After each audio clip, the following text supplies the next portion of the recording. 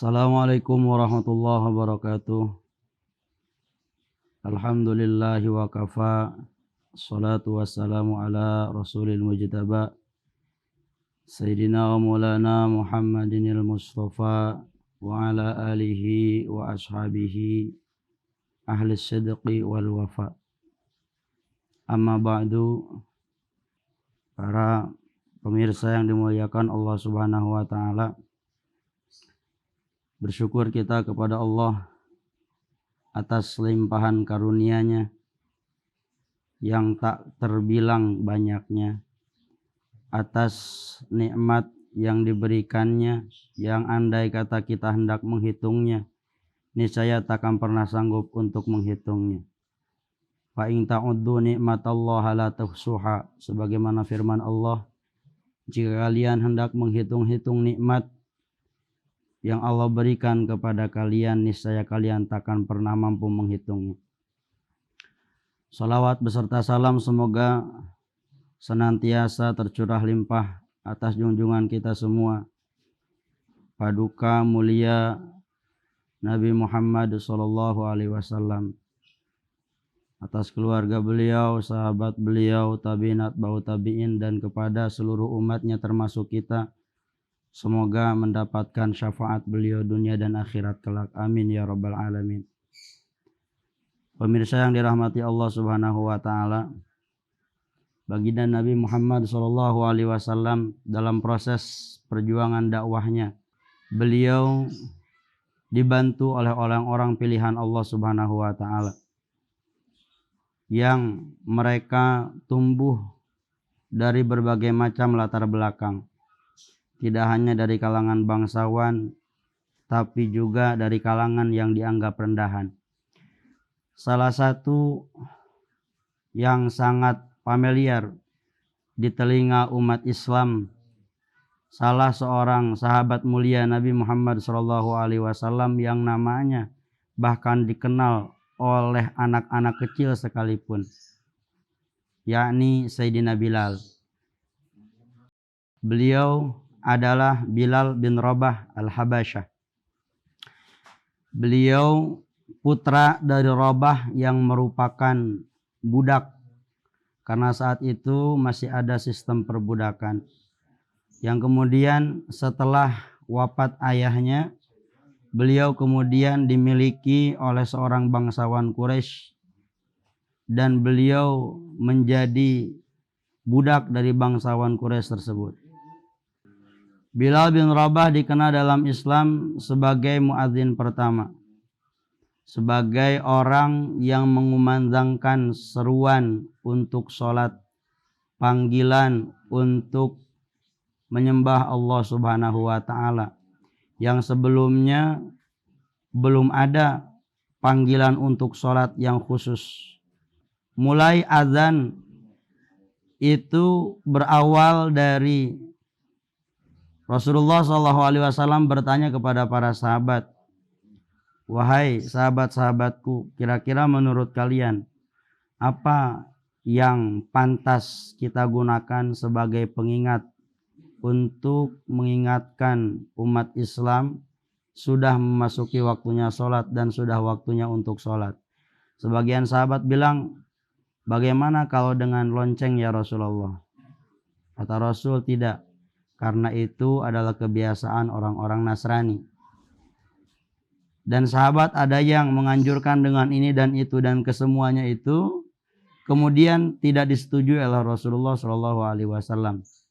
Dalam kisah tersebut, datanglah Sayyidina Umar dan berkata, ya Rasulullah, tadi malam aku bermimpi bahwa aku mendengarkan kalimat seperti ini, Allahu Akbar, sampai seterusnya, sampai selesai, yaitu kalimat adzan. Jawab Rasulullah SAW, wahai Umar, demi Allah barusan saja malak Jibril mendatangiku bahwa seruan yang paling tepat untuk memanggil orang sholat adalah kalimat yang kau sampaikan tadi. Nah, Sayyidina Bilal adalah orang yang pertama diperintahkan oleh Rasulullah SAW untuk adzan. Beliau orang yang memiliki suara yang lantang dan bagus. Beliau adalah orang yang kemudian oleh Rasulullah SAW dijadikan wasilah untuk menyamaratakan kedudukan seorang hamba di hadapan Allah Subhanahu wa taala.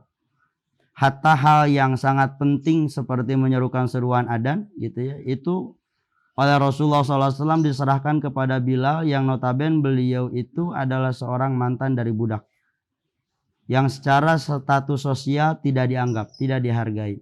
Nah, Rasulullah SAW ingin menghilangkan fanatik kesukuan pada saat itu yang menganggap bahwa kemuliaan-kemuliaan tokoh-tokoh Quraisy gitu, kemudian kemuliaan kabilah-kabilah yang lain dalam Islam itu dihilangkan. Sehingga Rasulullah SAW memerintahkan Bilal ibn Rabah untuk mengumandangkan adzan atau untuk mengumandangkan seruan, untuk mengumandangkan panggilan umat Islam untuk sholat. Bilal bin Rabah radhiyallahu taala anhu, beliau adalah seorang budak dari Umayyah bin Khalaf yang pada awalnya sebelum beliau menyuarakan atau mengumandangkan adzan, beliau iman secara diam-diam kepada Islam, kepada Allah, kepada Rasulullah SAW. Dan lamba kelamaan imannya ini ketahuan oleh majikannya yakni Umayyah bin Khalaf. Maka Umayyah bin Khalaf pun marah semarah-marahnya. Dan Bilal disuruh kembali kepada keyakinan sebelumnya, yaitu menyembah berhala atau kepada keyakinan paganisme. Agama musyrik, agama yang mencampur adukan keyakinan kepada Allah dan keyakinan kepada makhluk-makhluk. Dan Bilal menolak. Dia merasa bahwa Islam ini adalah agama yang benar. Rasulullah sebagai qudwah, sebagai imam, sebagai suri toladan adalah sosok yang sempurna. Maka Bilal bin Rabah menolak perintah tuannya yakni Umayyah bin Khalaf. Dan tentu saja Umayyah bin Khalaf marah. Kemarahannya ini kemudian diluapkan dalam bentuk penyiksaan. Bilal bin Rabah diikat kedua tangan dan kakinya, lalu kemudian di tengah teriknya panas matahari, di atas panasnya pasir yang sudah tersorot sinar matahari, beliau diseret. Lalu kemudian di satu tempat yang lapang, beliau diikat tangan dan kakinya, lalu kemudian ditindihkan batu ke perutnya. Dan tidak cukup seperti itu saja, beliau bahkan dicambuki sampai yang menyambukinya itu lelah. Dan beliau dipaksa agar memuji sembahan-sembahan yang mereka sembah, yakni Lata, Uzza, Hubal dan Manat. Tapi Bilal ibn Rabah ketika diperintahkan untuk memuji berhala yang mereka sembah itu, Bilal hanya mengucapkan satu kata, ahad, ahad, ahad.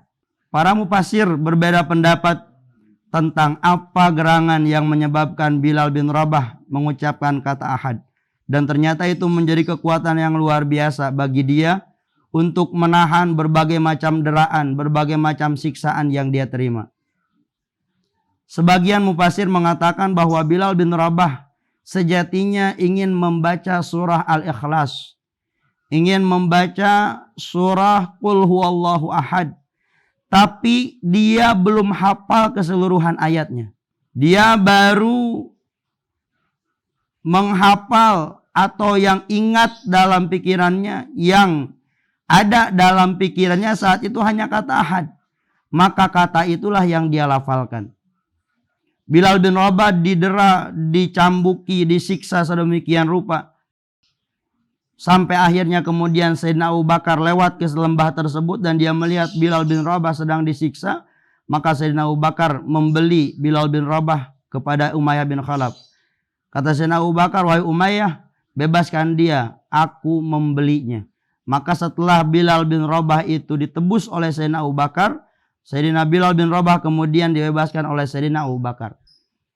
Dan inilah kemudian ketika Sayyidina Rasulullah SAW akramul khalqi indallah wafat, Sayyidina Bilal bin Rabah, beliau memutuskan untuk hijrah dari Madinah ke tempat yang sangat jauh. Karena Bilal bin Rabah semakin hari sepeninggal wafatnya baginda Nabi SAW, Beliau tidak tahan, beliau tidak kuat, beliau hatinya seakan-akan remuk karena mengenang kenangan-kenangan yang sangat indah bersama paduka Rasulullah SAW. Di mana setiap pagi Sayyidina Bilal sebelum memasuki masjid kemudian menghampiri rumah Rasulullah SAW dan berkata, "As-shalah ya Rasulullah, as-shalah ya Rasulullah." Dan kenangan ini terus mengiang di dalam pikirannya, menggelayut di dalam kolbunya. Sehingga ini menorehkan luka yang makin mendalam, makin menjadi dalam diri Sayyidina Bilal. Akhirnya Sayyidina Bilal meminta izin kepada khalifah saat itu, yakni Abu Bakar As-Siddiq, untuk hijrah ke Syam. Sayyidina Abu Bakar As-Siddiq mengatakan, "Wahai Bilal, jangan kau pindah. Tetaplah engkau di Madinah dan tetaplah engkau menyumandangkan adzan sebagaimana engkau adzan di zaman Rasulullah SAW." Kata Sayyidina Bilal, "Wahai Abu Bakar, demi Allah, aku tidak sanggup lagi mengumandangkan adzan." Singkatnya, Sayyidina Bilal ibn Rabah radhiyallahu taala anhu bersama keluarganya pindah ke Syam. Di Syam di sana beliau diribat atau di perbatasan sebulan, 2 bulan, sampailah pada suatu malam Sayyidina Bilal ibn Rabah bermimpi didatangi Nabi SAW. Di dalam mimpi Bilal, Nabi berkata, "Ya Bilal," kata Nabi, "ma hadzal jafa?" Apa gerangan yang kau lakukan kemudian meninggalkanku? Apa gerangan perpisahan ini? Tidakkah kau merinduiku, kata Nabi. Sayyidina Bilal kemudian melihat Nabi SAW dalam mimpinya seakan-akan memarahi beliau, menegur beliau. Karena setelah sekian lama Sayyidina Bilal tidak mengunjungi makam Nabi, makbarah Nabi di Madinah. Keesokan harinya Sayyidina Bilal terbangun dalam keadaan menangis terseduh-seduh. Lalu bertanyalah keluarganya, "Kenapa engkau bangun tidur kemudian langsung menangis?" Apa jawab Sayyidina Bilal? "Aku ditegur oleh Rasulullah SAW dan aku dikatakan alangkah keras hatiku sehingga aku tidak mau mengunjungi Nabi SAW setelah sekian lama." Maka Sayyidina Bilal pun meminta izin kepada keluarganya untuk ziarah ke Madinah. Lalu berangkatlah Sayyidina Bilal dari Syam yang saat ini Syria, kemudian termasuk Lebanon, Palestina, dan Yordania. Tepatnya Sayyidina Bilal saat itu berada di Damaskus. Sayyidina Bilal berangkat dari Damaskus menuju ke Madinah, yang saat ini bagian daripada negara Saudi Arabia. Dalam perjalanan, Sayyidina Bilal mengenang kepiluan, mengenang masa-masa indah bersama Rasulullah SAW. Dan orang yang paling dia cintai sekarang sudah wafat. Orang yang dia cintai sudah tidak bisa dia temui secara lahir. Sayyidina Bilal terus mengingat-ingat kenangan indah bersama Rasulullah SAW. Perjalanan yang sangat panjang namun terasa sangat sebentar karena rindu yang menderu-deru. Karena rasa kangen yang sangat luar biasa. Singkatnya sampailah Sayyidina Bilal radhiyallahu taala anhu di Madinah dan beliau langsung disambut oleh Sayyidina Abu Bakar, oleh Sayyidina Umar radhiyallahu taala anhuma. Sayyidina Bilal mohon izin kepada Sayyidina Abu Bakar dan Sayyidina Umar untuk berziarah ke Rasulullah SAW. Begitu beliau memasuki Raudhah, memasuki kompleks pemakaman Rasulullah SAW, Sayyidina Bilal merangkak menuju makam Nabi SAW. Dan beliau menangis terseduh-seduh di situ. Mencurahkan kerinduannya, mencurahkan rasa kangennya kepada Rasulullah SAW. Setelah waktu dia habiskan di situ, lalu kemudian setelah rasa harunya itu agak mereda, datanglah Sayyidina Abu Bakar dan Sayyidina Umar menghampiri Sayyidina Bilal radhiyallahu taala anhu. Kata Sayyidina Abu Bakar, "Wahai Bilal, sudah lama kami merindukan adzanmu. Sudah lama kami merindukan suaramu. Untuk sekali saja adzanlah untuk kami." Kata Sayyidina Bilal, "Wahai Abu Bakar, dulu ketika engkau membebaskan aku dari genggaman Umayyah bin Khalaf, kau menebus aku karena Allah atau karena dirimu? Jika kau menebus aku karena dirimu, aku akan lakukan itu, karena berarti aku adalah budakmu. Tapi jika kau menebusku karena Allah, maka biarkan aku. Sudah aku bilang, aku tidak sanggup. Aku tidak mampu lagi untuk menyuarakan adzan. Aku tidak mampu lagi untuk mengumandangkan panggilan untuk sholat." Sayyidina Abu Bakar pun membiarkan Bilal. Begitupun Sayyidina Umar meminta, "Wahai Bilal, Sekali saja wahai Bilal, kau kumandangkan adzan. Kata Sayyidina Bilal, wahai Umar, demi Allah, aku tidak mampu, aku tidak sanggup. Setelah Sayyidina Bilal menolak perintah kedua orang yang sangat mulia, sahabat-sahabat senior, yakni Sayyidina Abu Bakar dan Sayyidina Umar, tiba-tiba datanglah dua anak kecil dan berkata, wahai paman, adzanlah paman, sebagaimana kau adzan untuk kakek kami. Dan ternyata kedua anak kecil ini adalah putra Sayyidina Ali, yakni Sayyidina Hasan dan Sayyidina Husain. Sayyidina Bilal melihat, memandangi dengan seksama wajah Sayyidina Hasan sampai pertengahan pinggang Sayyidina Hasan. Dan kemudian menolehkan atau memalingkan pandangannya ke pinggang Sayyidina Husain sampai ke kaki Sayyidina Husain. Begitu balik lagi ke Sayyidina Hasan sampai ke pinggangnya. Wajah sampai ke pinggangnya. Balik lagi ke Sayyidina Husain. Dari pinggang sampai ke kakinya. Karena dalam riwayat Sayyidina Hasan itu sangat mirip wajahnya dengan Rasulullah SAW. Perawakannya sangat mirip dengan Rasul. Tapi hanya sampai pinggang. Yang mirip cara jalannya itu Sayyidina Husain. Maka Sayyidina Bilal ketika melihat Sayyidina Hasan dan Sayyidina Husain, dia seakan-akan melihat langsung sosok Rasulullah SAW. Dan dia menangis karena itu. Lalu dia berkata, demi Allah, andai kata bukan kalian yang memintaku untuk adzan, seorang khalifah Abu Bakar As-Siddiq, namun aku menolaknya. Telah memintaku Umar, orang yang sangat berpengaruh dalam umat ini, kemudian aku pun menolaknya. Tapi karena kalian yang memintaku, maka aku tidak bisa menolak kalian. Akhirnya ditentukanlah Sayyidina Bilal akan adzan dalam satu waktu sholat. Ketika waktu itu datang, Sayyidina Bilal pun menaiki manara. Jadi zaman itu belum ada pengeras suara, maka Sayyidina Bilal kemudian mengumandangkan adzan dari tempat yang tinggi. Lalu mulailah Sayyidina Bilal azan. Allahu Akbar dengan suara yang indah, dengan lantunan yang sangat merdu. Gemparlah seluruh Madinah saat itu yang mendengar suara Bilal. Sebagian orang berkata, apakah Rasulullah SAW diutus lagi? Ini adalah suara yang tidak asing ketika Rasulullah SAW hidup. Dan setelah Rasulullah SAW wafat, suara ini tidak pernah terdengar. Apakah sekarang Rasul dibangkitkan lagi? Maka keluarlah laki-laki, perempuan, tua, muda. Semuanya kemudian berlari menuju masjid. Sayyidina Bilal melanjutkan adzannya. Asyhadu an la ilaha illallah. Asyhadu an la ilaha illallah. Asyhadu anna Muhammadan. Asyhadu anna Muhammadan. Dan ketika sampai di kalimat Muhammadan, Sayyidina Bilal kemudian tidak bisa meneruskan azannya. Suaranya kemudian menjadi keluh. Suaranya kemudian menjadi tidak bisa bersuara lagi. Sampai dalam satu riwayat bahkan Sayyidina Bilal pingsan. Ketika mengucapkan Muhammadan, Sayyidina Bilal benar-benar terpaut hatinya kepada Rasulullah SAW. Dan ketika dia sadar bahwa Rasulullah sudah wafat, betapa terpukul dan betapa pilunya hati dia. Sampai-sampai Sayyidina Bilal radhiyallahu taala anhu tersungkur saat itu tidak bisa melanjutkan adzan. Maka orang-orang yang sadar ternyata bukan Rasulullah SAW dibangkitkan, melainkan Sayyidina Bilal saja yang adzan, mereka semua pun menangis, mereka semua pun bersedih, mereka semua pun berduka kembali.